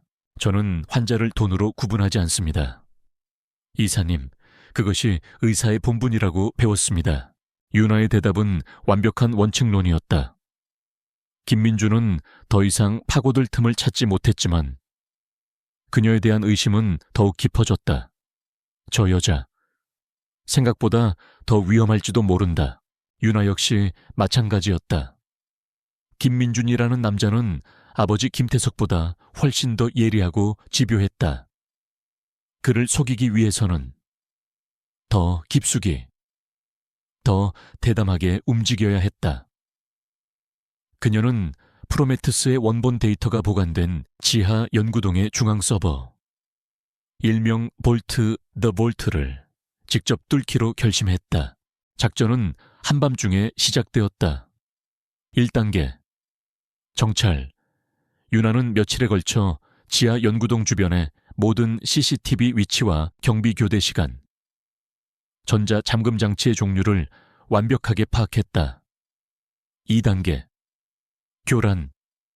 그녀는 익명의 내부 고발자를 가장하여 병원 반대편의 의약품 창고에 대한 허위 제보를 언론사에 흘렸다.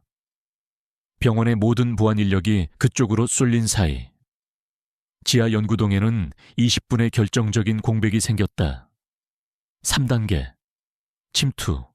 윤아는 검은색 특수활동복으로 갈아입고 초에 선생에게 배운 대로 그림자처럼 움직였다. 복도 끝에 1차 잠금 장치는 낮에 복제해둔 직원의 아이디 카드로 통과했다. 2차 압력 감지 센서는 액체 질소를 이용해 순간적으로 온도를 낮춰 무력화시켰다. 마지막 관문인 볼트의 홍채인식 도어락 앞. 그녀는 박 장군이 건네준 최첨단 해킹 장비를 연결했다. 화면에 수만 개의 암호 코드들이 폭포수처럼 흘러내렸다. 5분이 지났을까. 삐빅 하는 작은 소리와 함께 견고하던 강철문이 부드럽게 열렸다. 볼트 내부는 차가운 기계음으로 가득했다. 그녀는 그곳에서 모든 진실을 마주했다. 프로메테스 프로젝트에 동원된 수백 명의 환자 명단, 그들에게 투여된 약물의 종류와 그로 인한 끔찍한 부작용 기록, 그리고 성공적인 데이터만 골라 보건복지부에 보고한 조작된 파일들. 인간의 존엄성이 돈과 탐욕 아래 어떻게 짓밟혔는지를 보여주는 생생한 지옥도였다. 윤아는 숨겨온 초소형 저장 장치에 미친 듯이 데이터를 복사하기 시작했다. 바로 그때였다. 그녀의 손목시계에서 경고음이 울렸다. 외부에서 누군가 볼트의 보안 로그에 원격으로 접속을 시도하고 있었다. 김민준이었다. 그는 자신의 집무실에서 불현듯 떠오른 불안감에 습관처럼 병원 최고 보안 구역의 로그를 확인하고 있었다. 그리고 그는 그녀의 침입으로 인해 발생한 0.1초의 시스템 오류를 발견한 것이다. 심장이 멎는 것 같았다. 데이터 전송률은 70%를 넘어가고 있었다. 김민주는 즉시 경비팀에게 볼트의 상황을 확인하라는 명령을 내렸다. 복도 저편에서 여러 명의 급박한 발소리가 들려오기 시작했다. 90%, 95%, 99%. 전송 완료. 윤아는 저장 장치를 뽑아들고 자신이 들어왔던 모든 디지털 로그를 지우기 시작했다. 발소리는 점점 더 가까워졌다. 로그 삭제가 완료되는 순간 그녀는 환풍구를 통해 몸을 날렸다. 그녀가 빠져나간 지 불과 5초 뒤 경비들이 들이닥쳐 볼트의 문을 열었다. 아무 이상 없습니다. 모든 것이 정상입니다. 경비들의 보고에도 불구하고 김민준의 의심은 사라지지 않았다. 그는 직접 현장으로 달려왔다.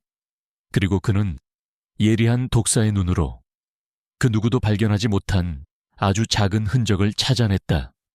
서버렉의 차가운 금속 표면에 남아있는 희미한 스크래치, 그리고 바닥에 떨어져 있던 너무나도 가늘어 보이지도 않는 머리카락 한 올. 그는 머리카락을 조심스럽게 집어들었다. 도난당한 것은 없었다. 하지만 그는 확신했다. 유령이 다녀갔다. 자신의 가장 신성한 공간에 누군가 침입했다. 그의 뇌리에서. 병원 복도에서 마주쳤던 한 여자의 차갑고 당당한 얼굴이 떠올랐다. 강윤아. 유나는 자신의 사령부로 돌아와 프로메테우스의 모든 데이터가 화면에 펼쳐지는 것을 보았다. 마침내 적의 심장을 파괴할 수 있는 가장 강력한 무기를 손에 넣었다. 하지만 그녀는 알고 있었다. 이번 침투로 인해 자신 역시 어둠 속에서 정체가 드러났다는 것을. 이제 사냥은 일방적인 것이 아니었다. 쫓는 자와 쫓기는 자의 숨막히는 추격전이 시작된 것이다. 유나는 화면 속에서 고통스럽게 죽어간 희생자들의 사진을 말없이 응시했다. 위험은 감수할 가치가 있었다. 이 지옥을 끝내기 위해서라면 이제 잠행과 수집의 시간은 끝났다. 거짓의 거미줄은 모두 파악했다. 이제 남은 것은 그 거미줄에 불을 붙이는 것뿐이었다. 김민주는 편집증적인 인간이었다. 그의 사무실은 완벽한 통제와 질서의 요새였다. 그는 그 누구도 믿지 않았고 오직 데이터와 시스템만을 신뢰했다. 몰트에서 발견된 머리카락 한 올은 그의 완벽한 요새에 누군가 침입했다는 끔찍한 증거였다. 그는 즉시 머리카락의 DNA 분석을 의뢰했다. 하지만 결과는 허무했다. 그 어떤 데이터베이스에도 등록되지 않은, 존재하지 않는 사람의 DNA였다. 박진우 장군이 유나를 입양하는 순간 과거 한서연의 모든 생체 정보를 국가기록에서 지워버렸기 때문이다. 김민주는 적이 상상 이상으로 치밀하고 유능하다는 사실에 분노했지만 동시에 기묘한 희열을 느꼈다. 마침내 그의 지루한 세계에 대적할 만한 상대가 나타난 것이다. 그의 의심은 자연스럽게 강윤에게로 향했다. 그녀는 모든 면에서 완벽해서 오히려 의심스러웠다. 그는 병원 내 모든 CCTV를 통해 그녀의 동선을 24시간 감시하기 시작했다. 그녀의 일거수일투족을 분석하며 완벽한 가면 뒤에 숨겨진 작은 틈이라도 찾아내려 혈안이 되었다. 병원 안에는 보이지 않는 숨막히는 추격전이 시작되고 있었다. 유나는 자신을 향한 김민준의 감시를 즉시 알아차렸다. 하지만 그녀는 조금도 동요하지 않았다. 오히려 그의 시선을 역이용하기로 했다. 그녀는 그의 감시 카메라 앞에서 그 어느 때보다 완벽한 의사의 모습을 연기했다. 환자에게 헌신하고 연구에 몰두하며 동료들에게 친절한 흠잡을 데 없는 천사. 김민주는 그녀를 의심했지만 그 어떤 물증도 찾을 수 없었다. 그러던 중 윤에게 절호의 기회가 찾아왔다. 대법관 안동환, 대한민국에서 가장 존경받는 법조인이자 살아있는 정의의 상징으로 불리는 인물이었다. 그런 그가 희귀 대동맥류 파열로 청와대학병원에 실려왔다. 그의 상태는 매우 위중했고 수술 성공 확률은 20% 미만이었다. 실패할 경우 병원의 명성에 치명타가 될 수 있는 수술. 이정훈 과장을 비롯한 모든 의사들이 책임을 회피했다. 김태성 역시 수술을 거부하고 다른 병원으로 그를 보내려 했다. 하지만 윤아가 그 앞을 막아섰다. 제가 하겠습니다. 그녀의 선언에 병원이 발칵 뒤집혔다. 라이벌인 박서진은 성공에 눈이 멀어 미친 짓을 한다며 비웃었다. 하지만 윤아의 계획은 훨씬 더 거대했다. 안동환 대법관을 살리는 것은 단순한 명예가 아니라 김태석의 방패보다 더 단단한 정의의 방패를 얻는 것과 같았다. 수술 당일 수술실 앞은 기자들로 인산인해를 이루었다. 윤아는 이 수술을 언론에 공개했다. 의학적 자신감의 표현이자 김태석에게 보내는 무언의 경고였다. 수술은 의학이 아닌 예술의 경지였다. 윤아는 자신이 직접 개발한 혁신적인 수술법을 사용했다. 미세 로봇팔을 이용해 파열된 혈관을 재건하고 인공혈관을 이식하는 과정은 한편의 교향곡처럼 정교하고 아름다웠다. 그녀는 10시간에 걸친 대수술 끝에 마침내 불가능을 현실로 만들었다. 안동환 대법관의 심장이 다시 힘차게 뛰기 시작했다. 이 수술은 대한민국 전체를 뒤흔들었다. 언론은 그녀에게 정의의 메스라는 칭호를 붙였고 그녀는 국민적인 영웅으로 떠올랐다. 김태석은 대외적으로 그녀를 병원의 자랑이라며 칭찬했지만 사무실에서는 분노로 재떨이를 집어던졌다. 강윤아는 이제 그가 함부로 건드릴 수 없는 존재가 되어버렸다. 그리고 이 완벽한 방패 뒤에서 윤아의 진짜 공격이 시작되었다. 그녀는 프로메테스 데이터에서 찾아낸 JS 제약의 가장 약한 고리, 즉 불법 원료 공급망을 첫 번째 목표로 삼았다. JS 제약은 동유럽의 한 작은 연구소에서 임상시험이 끝나지 않은 화학 전구체를 비밀리에 수입하고 있었다. 윤아는 박 장군의 도움을 받아 페이퍼 컴퍼니를 통해 해당 연구소에 접촉했다. 그리고 그들이 1년간 생산할 수 있는 전구체의 전량을 시가의 2배 가격으로 독점 구매하는 계약을 체결했다. 김민주는 발칵 뒤집혔다. 하루아침에 신약 생산 라인 전체가 멈춰버린 것이다. 그는 전 세계를 뒤져 대체 공급처를 찾으려 했지만 그 희귀한 물질을 대량 생산하는 곳은 그곳뿐이었다. 누가, 왜 이런 짓을 했는지 도무지 알 수가 없었다. 거대한 경쟁 제약사의 소행이라 의심했지만 그 어떤 증거도 나오지 않았다. 두 번째 공격은 그들의 돈줄을 향했다. 윤아는 그들의 비자금이 세탁되는 해외 조세피난처의 유령 계좌 정보를 국제자금 세탁 방지기구 FATF의 익명으로 제보했다. 제보는 마치 그들의 돈 세탁을 돕던 유럽은행 내부에 불만 있는 직원이 저지른 것처럼 교묘하게 위장되었다. 제보를 받은 국제기구는 즉시 해당 계좌들을 동결하고 전방위적인 조사에 착수했다. 김태석과 김민준이 수십 년간 쌓아 올린 검은 돈의 흐름이 하루아침에 꽁꽁 묶여버렸다. 도대체 어디서부터 잘못된 거야?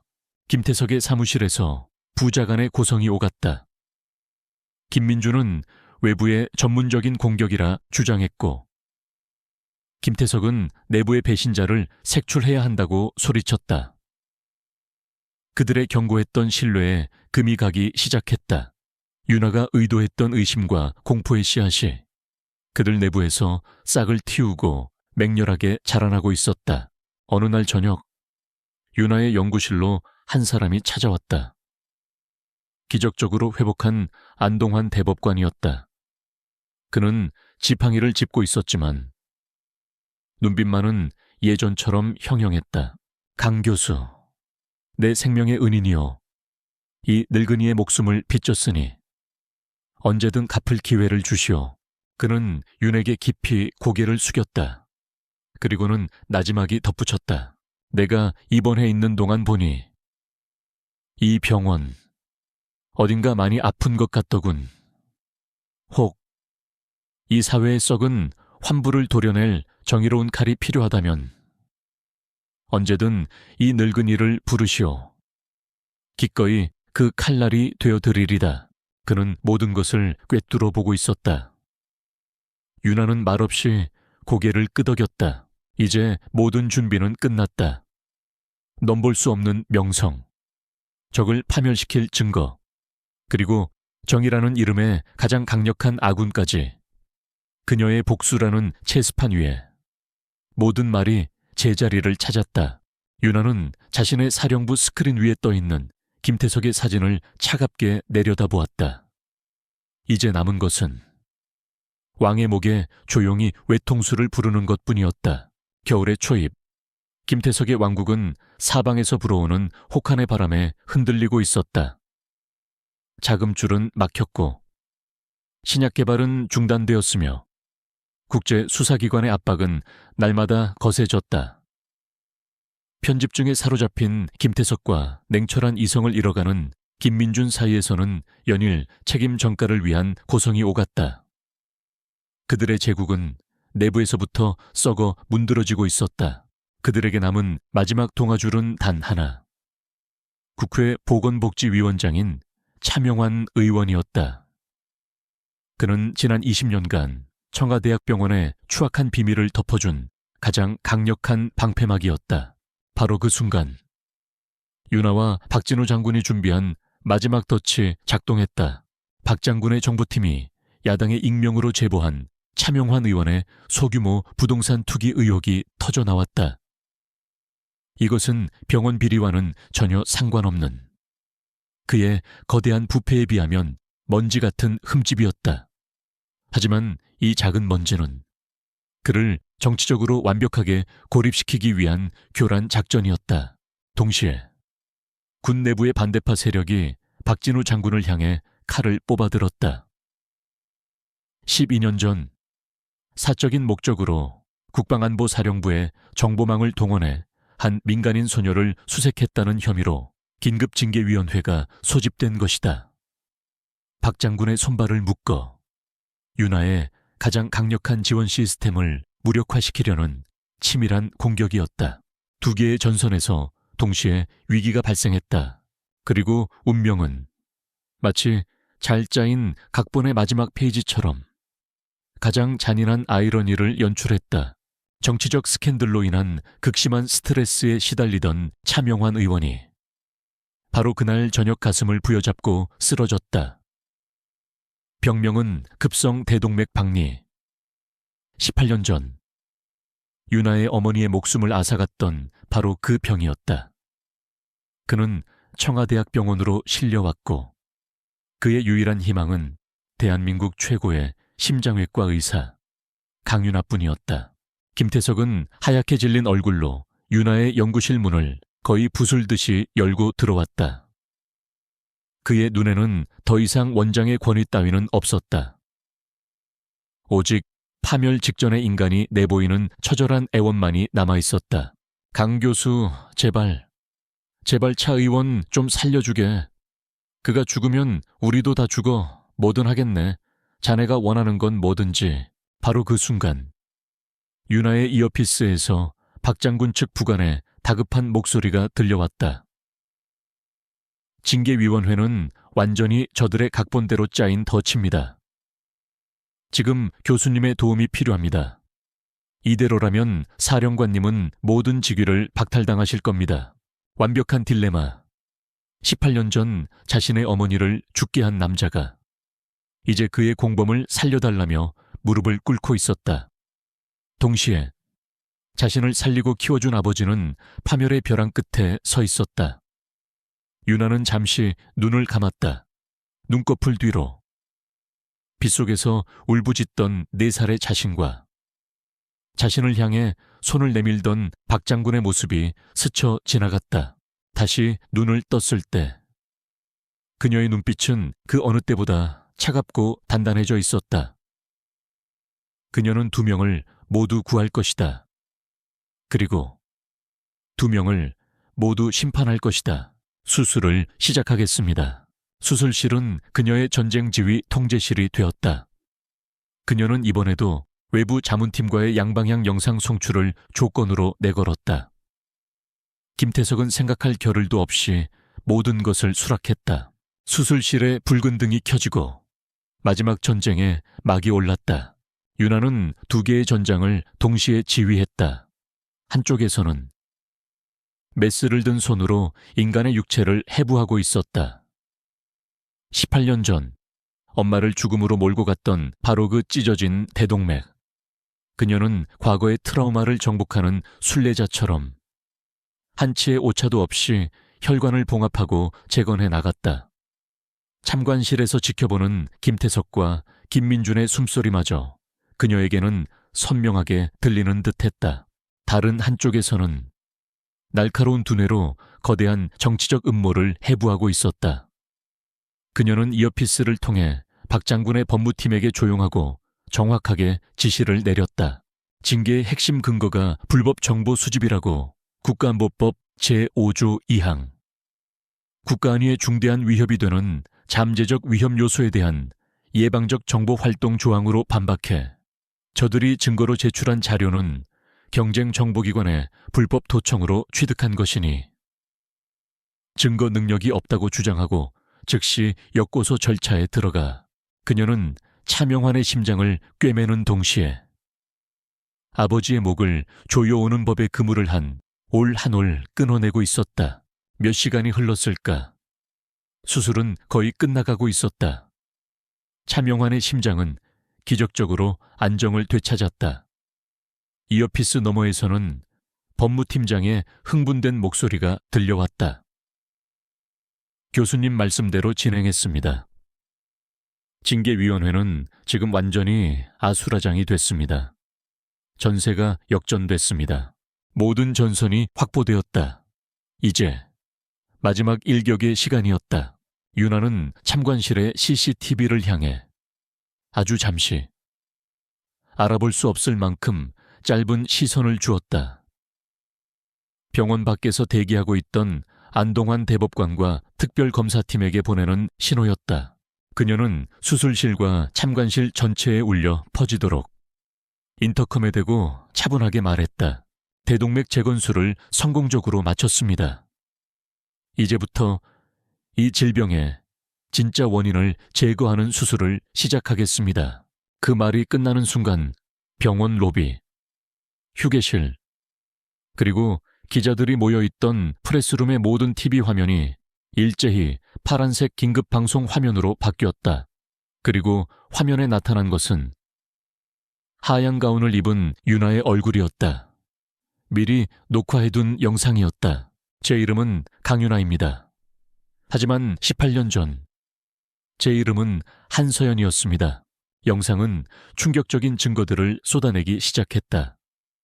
프로메테우스 프로젝트의 희생자 명단, 조작된 임상시험 데이터, 김태석과 정치인들의 뇌물 거래가 담긴 비밀 녹취 파일까지 참관실은 얼어붙었다. 김태석과 김민주는 자신들의 기도가 이루어진 것에 감사하기도 전에 자신들을 구원한 여신의 손에 의해 지옥으로 떨어지는 것을 실시간으로 목격해야 했다. 김태석은 유리창 너머에 윤아를 보았다. 그는 마침내 정말로 그녀를 알아보았다. 18년 전 빗속에서 자신을 노려보던 4살배기 아이의 증오 어린 눈빛이 22살 여의사의 차가운 눈동자 속에서 지옥의 불꽃처럼 타오르고 있었다. 커헉. 그는 숨을 쉬지 못하고 그대로 주저앉았다. 바로 그때 참관실의 문이 거칠게 열렸다. 날카로운 표정의 특검팀 검사들과 그들의 뒤에서 모든 것을 지켜보고 있던 안동환 대법관이 들어섰다. 김태석, 김민준 씨, 살인, 증거인멸, 뇌물 공여 등의 혐의로 당신들을 체포합니다. 차가운 수갑이 그들의 손목에 채워지는 소리가 윤아의 귀에는 세상에서 가장 아름다운 교향곡처럼 들렸다. 그 모든 아수라장 속에서 수술실 안은 경이로울 정도로 고요했다. 윤아는 방금 전까지 자신의 원수였던 남자의 공범이자 이제는 자신의 환자가 된 남자의 가슴에 마지막 봉합살을 꿰매고 있었다. 그녀가 일으킨 거대한 폭풍은 병원 밖에서 세상을 뒤엎고 있었지만 아이러니하게도 그녀의 마음속에는 18년 만에 처음으로 아주 작은 평온의 빛이 깃들고 있었다. 폭풍은 모든 것을 쓸어버렸다. 청아 게이트라 명명된 희대 의료비리 사건은 대한민국을 뿌리부터 뒤흔들었다. 김태석과 김민준 부자는 물론 그들과 결탁했던 정재계의 수십 명의 거물들이 줄줄이 구속되었다. 수십 년간 부와 권력으로 쌓아 올렸던 그들의 철옹성은 하룻밤 사이에 먼지처럼 허무하게 무너져 내렸다. 박진우 장군은 군 내부의 반란 세력을 숙청하고 국민적 영웅으로 떠올랐다. 세상은 정의가 승리했다며 환호했다. 하지만 그 정의를 실현한 윤하는 자신의 아파트에서 텅 빈 눈으로 창밖을 바라보고 있었다. 세상은 축제를 벌이고 있었지만 그녀의 마음속에서는 18년간 자신을 불태웠던 거대한 불꽃이 꺼져버린 후에 차가운 재만이 흩날리고 있었다. 허무함, 지독한 공허함, 목표를 상실한 칼은 어디로 가야 할지 길을 잃었다. 며칠 후 윤하는 구치소의 특별 면회실에서 김태석과 마주 앉았다. 이것은 법의 절차가 아닌 그녀의 18년의 세월을 끝맺기 위한 마지막 의식이었다. 죄수복을 입은 김태석은 더 이상 오만한 폭군이 아니었다. 모든 것을 잃고 급격하게 늙어버린 패배한 노인일 뿐이었다. 그는 윤하를 증오하거나 저주하지 않았다. 그의 눈에는 오직 이해할 수 없다는 깊은 혼란만이 담겨 있었다. 그 모든 시간 동안 너는 대체 어떤 마음으로 내 밑에서 그의 목소리는 힘없이 떨리고 있었다. 그는 자신의 죄를 묻는 것이 아니었다. 그토록 완벽한 가면을 쓰고 자신의 심장부까지 파고든 그 기나긴 증오의 깊이를 가늠하고 싶었을 뿐이다. 윤하는 처음으로 그리고 마지막으로 그에게 연민과 비슷한 감정을 느꼈다. 그는 끝까지 자신의 죄가 무엇인지 깨닫지 못했다. 저는 당신을 증오하지 않았습니다. 단 한순간도. 윤하의 목소리는 호수처럼 고요했다. 증오는 감정입니다. 당신은 제게 감정을 느낄 가치조차 없는 제거해야 할 오류였을 뿐입니다. 제 어머니의 삶을 앗아간 이 세상 시스템의 치명적인 오류. 그녀의 말은 그 어떤 욕설이나 저주보다 더 잔인한 비수가 되어 김태석의 심장에 박혔다. 그의 파멸이 거대한 복수서사의 비극이 아니라 그저 하나의 시스템 오류를 수정하는 차가운 과정에 불과했다는 선언. 그의 존재 자체를 무의미한 것으로 만들어버리는 마지막 심판이었다. 윤하는 조용히 자리에서 일어나 면회실을 나섰다. 그녀를 18년간 올가매었던 마지막 족쇄가 그렇게 끊어졌다. 하지만 자유로워진 영혼은 갈 곳을 몰라 방황했다. 윤하는 병원에 사표를 냈다. 그녀는 정처 없이 도시를 떠돌았다. 그러다 어느 날 그녀는 자신도 모르게 두 사람이 처음 만났던 한강의 다리 밑을 찾고 있었다. 그곳에서 박진우 장군이 그녀를 기다리고 있었다. 그는 아무 말 없이 그저 딸의 곁에 나란히 서서 흐르는 강물을 바라보았다. 내가 젊었을 때 목숨보다 더 아끼던 전우를 잃은 적이 있다. 한참의 침묵 끝에 그가 입을 열었다. 그 후 몇 년간 내 삶의 목표는 오직 복수뿐이었지. 적의 피를 보는 것. 하지만 막상 복수를 끝내고 나니 남는 것은 아무것도 없더구나. 허무함. 그리고 더 깊은 고독뿐. 그는 윤하의 어깨에 조용히 손을 얹었다. 그의 손은 여전히 따뜻하고 단단했다. 복수는 과거의 빚을 갚는 일이다. 하지만 내 인생은 미래를 향해 나아가야지. 너는 칼로만 만들어진 아이가 아니다. 윤하야, 네 안에는 세상을 치유할 힘도 함께 있어. 그는 윤에게 두툼한 서류철 하나를 건넸다. 그것은 군사보고서가 아니었다. 김태석 일객에서 몰수한 재산으로 설립될 공공의료재단의 설립 계획서였다. 가난하고 소외된 환자들에게 최고의 의료 서비스를 제공하는 것. 김태석이 짓밟았던 바로 그 사람들을 위한 재단이었다. 그리고 초대재단 이사장 추천인란에는 강윤아 교수의 이름이 적혀 있었다. 그때 윤에게 한 통의 편지가 배달되었다. 안동환 대법관이 보낸 편지였다. 그녀가 살려낸 차명환 의원이 죄를 뉘우치고 모든 것을 자백했으며 그의 증언 덕분에 더 많은 부패 정치인들을 법의 심판대에 세울 수 있었다는 내용이었다. 편지의 마지막은 이렇게 끝맺고 있었다. 교수는 내 목숨을 살렸지만 결과적으로 이 나라의 병든 영혼을 구한 것이요. 파괴가 아닌 창조, 복수가 아닌 치유. 유나는 비로소 자신이 나아가야 할 새로운 길을 보았다. 1년 후 서울의 한쪽에 깨끗하고 현대적인 병원 하나가 문을 열었다. 병원의 이름은 한지연 기념의료센터, 유나의 어머니 이름으로 세워진 공공의료재단의 첫 번째 병원이었다. 개원식 단상에 선 유나는 더 이상 어둠의 사냥꾼이 아니었다. 그녀의 눈에는 새로운 사명감과 따뜻한 온기가 감돌고 있었다. 객석의 가장 앞줄에서 박진우 장군은 세상에서 가장 자랑스러운 표정으로 딸의 모습을 지켜보고 있었다. 개원식이 끝나고 병원 로비에서 한 어린 여자아이가 윤에게 다가와 서툰 솜씨로 그린 꽃 그림을 선물했다. 유나는 아이 앞에 무릎을 꿇고 환하게 웃으며 그림을 받았다. 18년 전 세상의 모든 것을 잃었던 바로 그 나이의 아이였다. 유나는 아이의 머리를 쓰다듬어 주며 어머니의 이름이 새겨진 병원의 현판을 올려다보았다. 잿더미 속에서 마침내 꽃이 피어났다. 복수를 위해 단련했던 그녀의 메스는 이제 수많은 생명을 살리는 희망의 도구가 될 것이다. 어머니의 억울한 죽음은 헛되지 않았고 그녀의 고통스러웠던 여정은 파괴가 아닌 치유로서 그 의미를 찾았다. 잿더미의 심장은 이제 다시 뛰기 시작했다.